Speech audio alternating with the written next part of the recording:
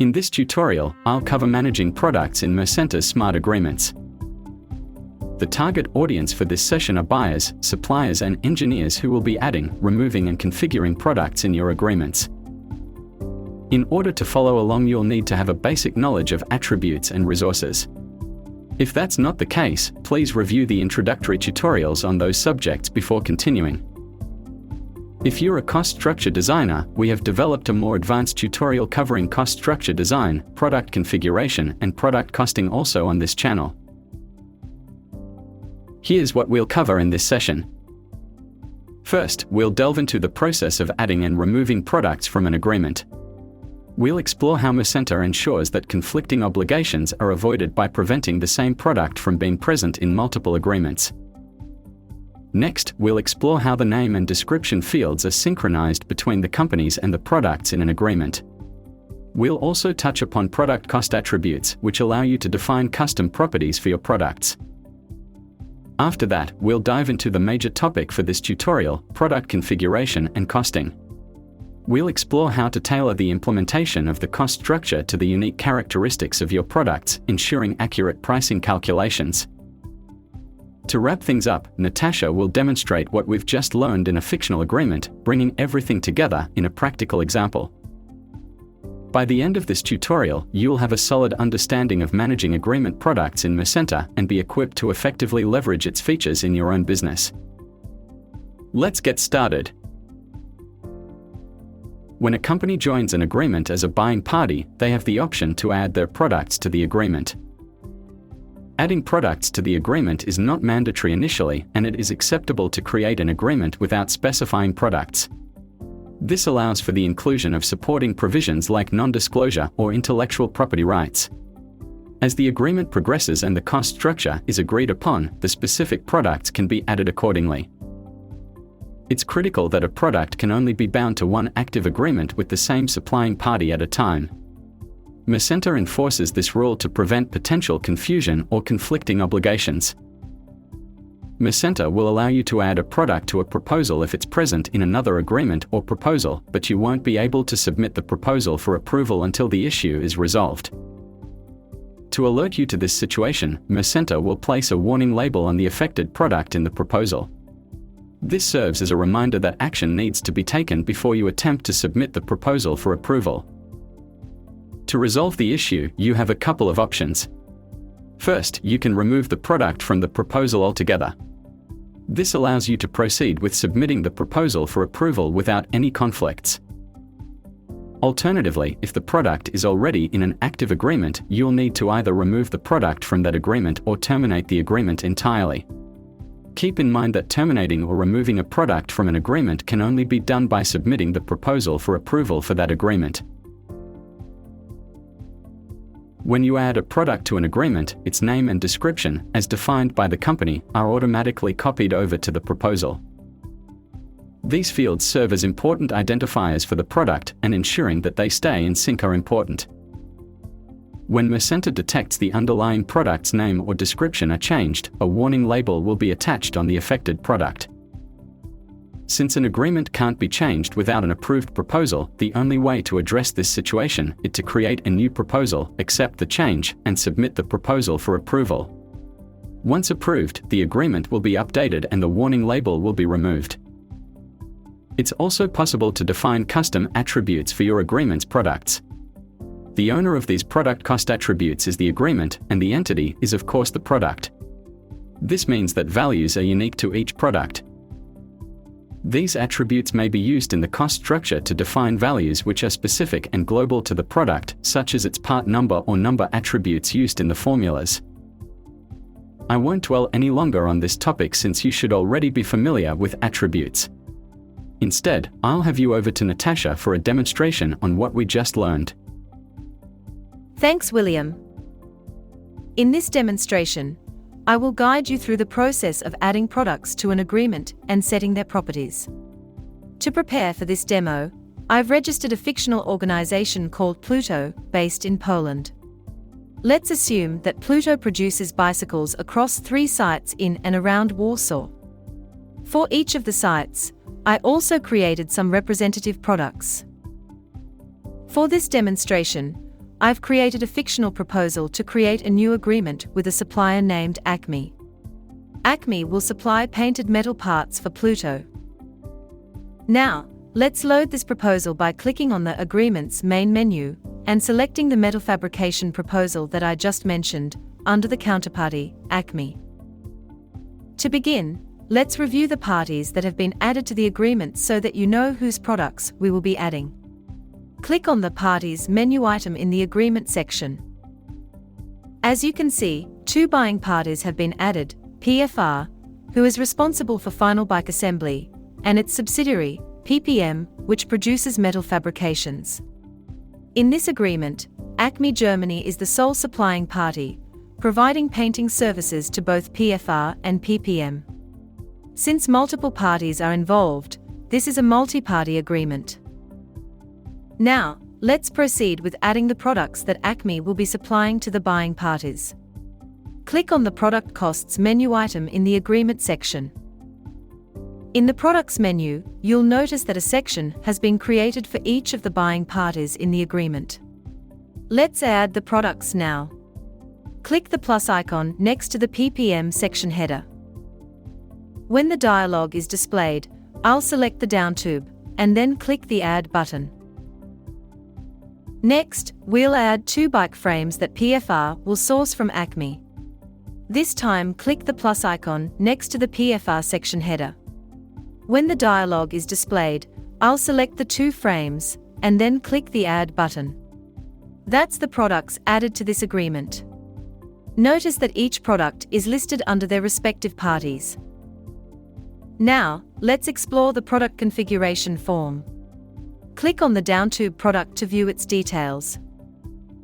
When the form loads, I'll walk you through its layout.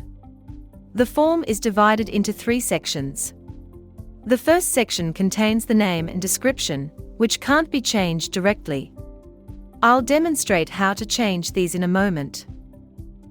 The next section displays the product cost attributes defined for this product. You'll know it's an attribute because Mercenta always marks these with a tag icon. Lastly, the area at the bottom is for configuring the product's cost structure. For now, I won't set the attribute values or complete the configuration, as that will be covered in the next tutorial. But I will show you how to update the name and description when Mercenta detects changes to the underlying product. To demonstrate this, I'll navigate to PPM in the Organization module and change the name of the downtube.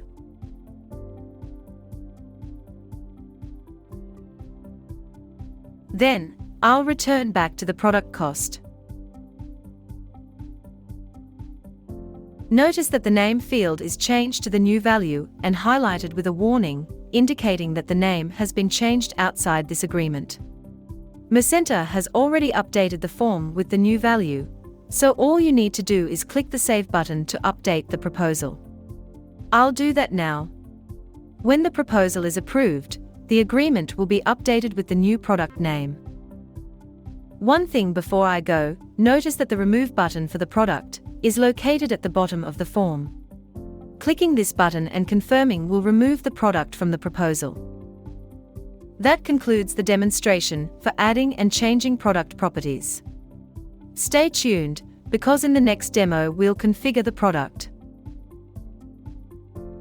Thanks, Natasha.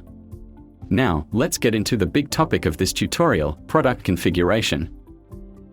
In Mercenta, we determine the selling prices of products in an agreement by configuring the product using the agreement's cost structure. Every agreement needs a cost structure. Without it, you won't be able to configure the products and calculate their selling prices. A cost structure is made up of discrete units of cost, which are the fundamental building blocks, arranged in a hierarchical structure of parents and children. Each cost item represents a cost driver that affects the product's price, such as materials, operations, or processes. Each cost item has its own formula, created by the cost structure designer, which calculates its cost or value. The formula uses values from the agreement's attributes and also the cost from its children. At the top level, the sum of the values of the cost items determines the selling price of the product. So if the formula for A just adds B and a C, and if their values are 2 and 3 respectively, then A's value would be 5. Because A is the only top-level cost item in the cost structure, the selling price of the product would also be 5. In addition to the cost items formula, the designer of the agreement's cost structure has 2 key properties, the mandatory and repeatable properties, which constrain how the product can be configured. Let's examine each of them in turn. If the designer has defined the cost item as mandatory, it means that Mercenta will automatically add it when its parent is created. If it's a top-level cost item, it will be created when the product is added to the agreement. This process is recursive, so if the automatically added cost items have mandatory children, those will also be added automatically. Conversely, if a cost item is not mandatory, it's optional, and you don't have to implement it if the product doesn't require that particular cost. For example, if the designer has decided that packaging is non-mandatory, then when you're configuring the product, you just choose not to implement it. If the designer has defined the cost item as repeatable, you can repeat it as many times as necessary. This is useful when you have a material, process, or operation that is repeated. An example of this could be a painting process where the coating system consists of several layers of paint. Another example is sheet metal transfer stamping where the part is stamped on multiple machines. When you repeat it, the formula takes care of the repeated cost items for you automatically. So if C is repeatable and you repeat it 3 times and they have different values, then value of A would be 10. Now that you understand cost items and their role in product cost, let's discuss the process of configuring a product. Configuring a product involves 2 activities: deciding which cost items to implement and setting their properties. Don't worry, it's not complicated. Mercenta's user interface will guide you through the process, as Natasha will demonstrate in a moment. Deciding which cost items to implement is simply a matter of choosing from the options presented to you. For example, if you see a packaging cost item available and you know your product requires packaging, add the cost item and set its properties. You can of course remove any cost items that you've implemented, except if it's mandatory and it's the last one remaining. In the example, suppose C is mandatory. I can remove 2 of them. But since C1 is the last one remaining, I can't remove it. Another thing that you need to bear in mind is that if you remove it, then all its children will also be removed. Once you've implemented a cost item, there are 3 types of properties you need to set for it. Let's talk about each in turn. The first type of property are those that are copied over from the cost structure. These are the name and description and the order.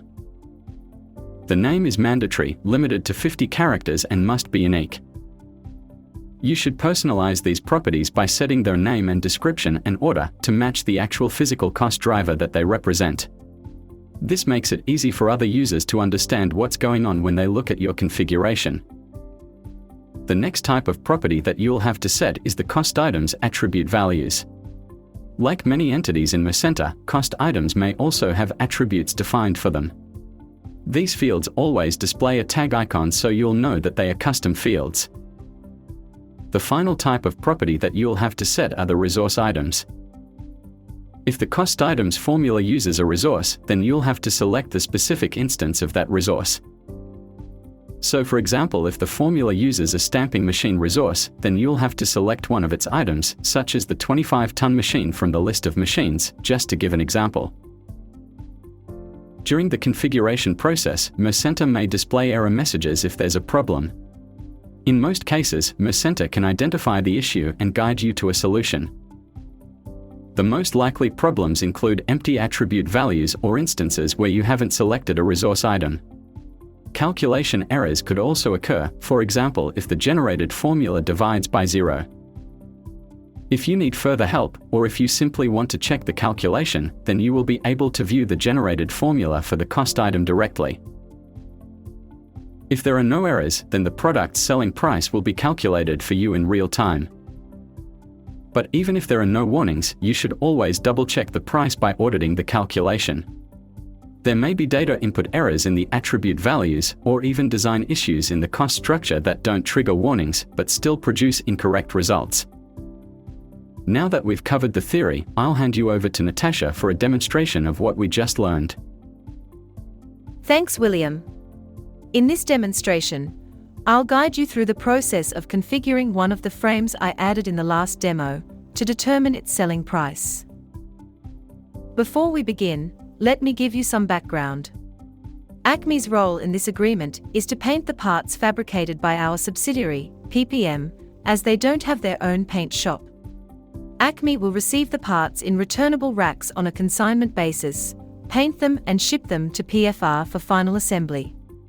Their process consists of a single paint line containing stations performing cleaning, painting, and printing. The parts are transferred from station to station using a continuous conveyor running at a constant speed. In order to achieve the desired finish, Acme can adjust the number and types of station. Starting off from where we left off at the last demo, I want to highlight a few attributes before we head over to the cost structure. First, I've defined a couple of product cost attributes that I want to explain. The takt time is a common lean manufacturing term for the line speed, measured in the number of seconds to produce one part. I defined it here because it's fixed for the product. The second attribute you see there is the yield loss, which is an allowance that the supplier can use to account for any unavoidable material losses. Second, I also defined a couple of agreement attributes that I'll be using in my formulas to convert from hours to seconds and kilograms to grams. Now, let's head over to the cost structure. Click Cost Structure in the Agreement section. Before you configure a product for the first time, you should always review the cost structure first, and preferably get a briefing from the designer. Which is what I'm going to do now. To model the paint line, I created a top-level cost item called Paint Line, and I set it to non-repeatable, but mandatory for obvious reasons. Then I added the 3 children representing the 3 types of station: cleaning, painting and printing. Each of these is repeatable, but only the cleaning and painting stations are mandatory. Let's take a closer look at their formulas. Click the top-level cost item, Paint Line, and then the formula menu item. When the form loads, you can see that this formula simply adds the formula results from the cleaning, painting, and printing stations, each of which may be repeated, to calculate the product's final price in euros. Now let's go one level down and take a look at each of the stations. Click the first child, the clean station, and then click its formula menu item. To calculate the cost of cleaning, we are multiplying the price of the clean operation resource, which I'll show you in a sec, by the takt time in seconds, which I've converted into hours so the units cancel, to get the final units in euro per hour. Moving on to the next cost item, the paint station. First, notice that this cost item has an attribute named gross weight, which is the total weight of paint consumed per part. Click on the formula to see how the paint station cost is calculated. When the form loads, you can see that the formula is divided into 2 parts. The first part is a recipe-like formula that takes the ingredient cost and multiplies it by the gross weight, and then by the ratio of that ingredient in the mix. The ratio is needed because we need a way to account for the activator's hardness and thinness for the epoxy and polyurethane paints we are using. Don't worry if you don't understand how this works, you'll soon see it in action. The second part of the formula adds the cost of running the paint applicator resource by multiplying its price by the takt time. Let's take a quick look at the ingredient cost item. First, notice the dimensionless ratio attribute we saw before. Clicking through to the formula, you can see that it takes the paint component price and multiplies it by the yield loss. Finally, let's take a look at the print station. There is one attribute here called quantity, which represents the number of strokes of the printer to produce the print output that we need. Click the formula. Notice that the quantity in strokes per each is just multiplied by the print operation price, and then the yield loss to get the total. This kind of costing is quite common in printing if the area printed is the same or similar for all the parts. Before we proceed to configure the product, let's review the resources supporting the cost structure. Click on the Resources menu item in the Agreement section. Here you can see the resources used in the formulas. For each of these resources, I've defined an attribute called price, which you saw used in the formulas a minute ago. In a real agreement, there may be many more attributes, but I'm trying to focus on the minimum necessary for the product costing. First, click on the Clean operation. This resource represents the cleaning stations used. I've defined 4 items here representing the possible operations that Acme can provide, and each with an associated price. Next, click the Paint Applicator resource. These are the actual applicator stations that the supplier has made available for us.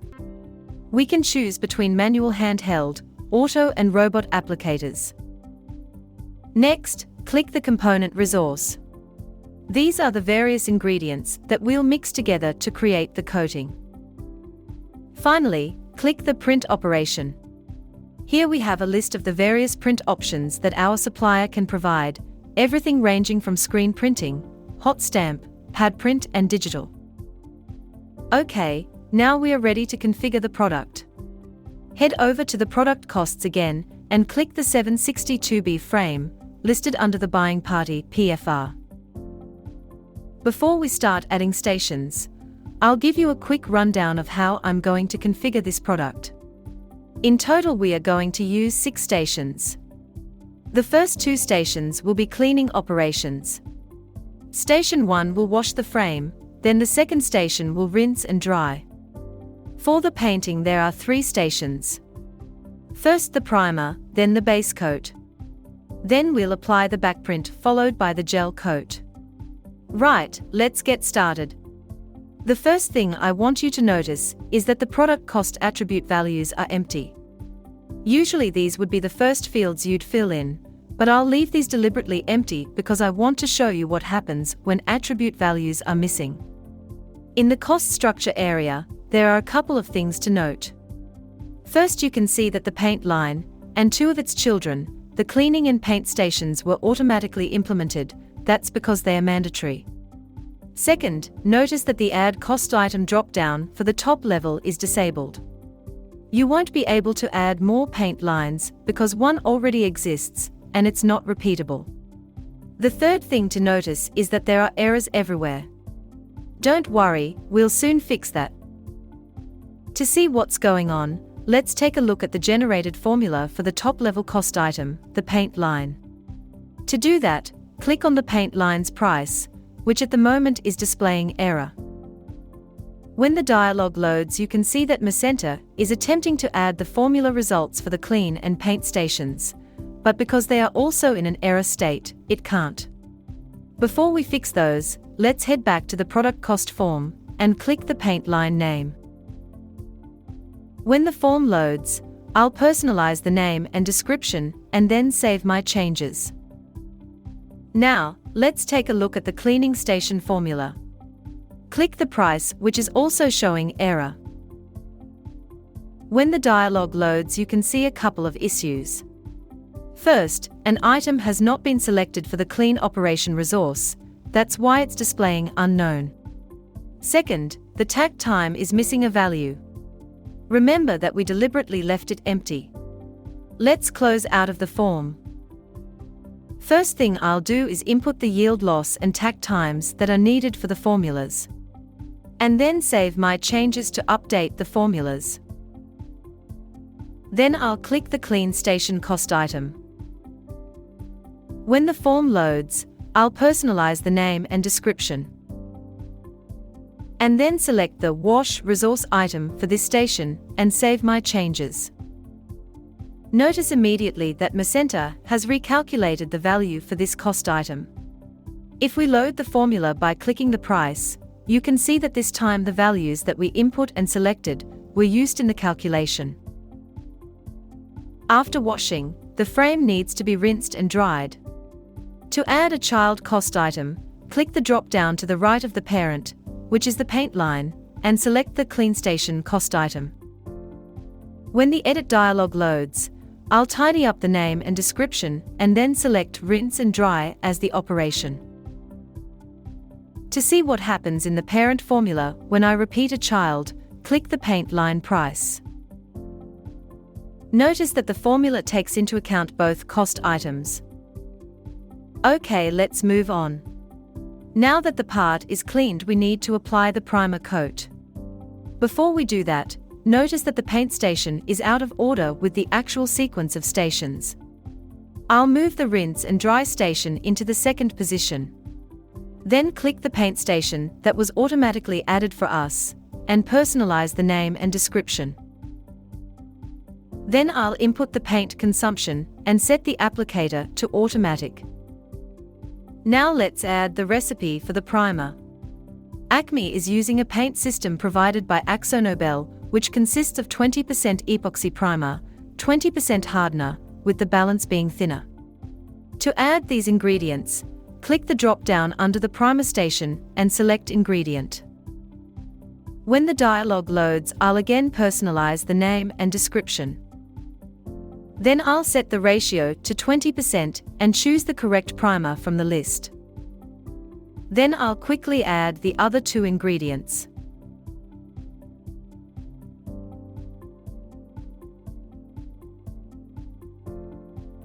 Now that that's done, you can see that the primer station cost has been calculated. Let's take a look at the generated formula which was used to calculate this value. When the dialog loads, you can see that Mercenta has correctly generated the formula which adds the relative costs of the three ingredients, plus the applicator machine cost. Next, I'll quickly add the top coat and gel coat. The ingredients and applicator will be different, but the process is the same, so I'll speed it up to save time.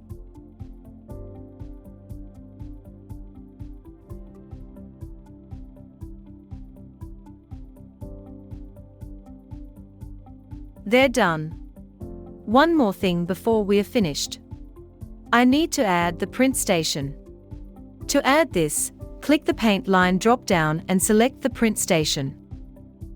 When the dialog loads, I'll personalize the name and description. For this station we are going to screen print. And the areas we'll cover will be 5.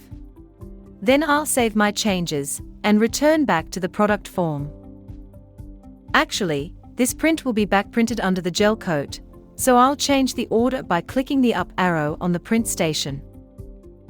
They're done. I'm finished configuring the frame. You can see that the final price has been calculated according to the agreed upon method, as defined by the cost structure, and my configuration. I'll say my goodbyes now and hand you back to William for closing remarks. Thanks, Natasha. That concludes our tutorial on configuring products in your agreements with Mercenta. Let's take a moment to recap what we've covered. First, we learned how to add and remove products from agreements, ensuring that conflicting obligations are avoided by preventing the same product from being present in multiple agreements.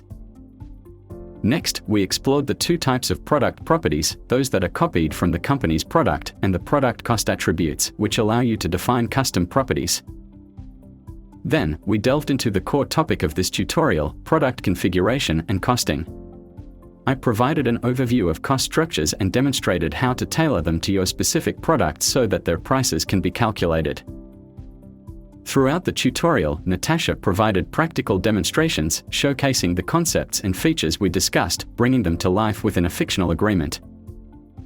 You should now be well equipped to effectively manage and configure products within Mercenta. Thank you for joining us in this tutorial. Goodbye.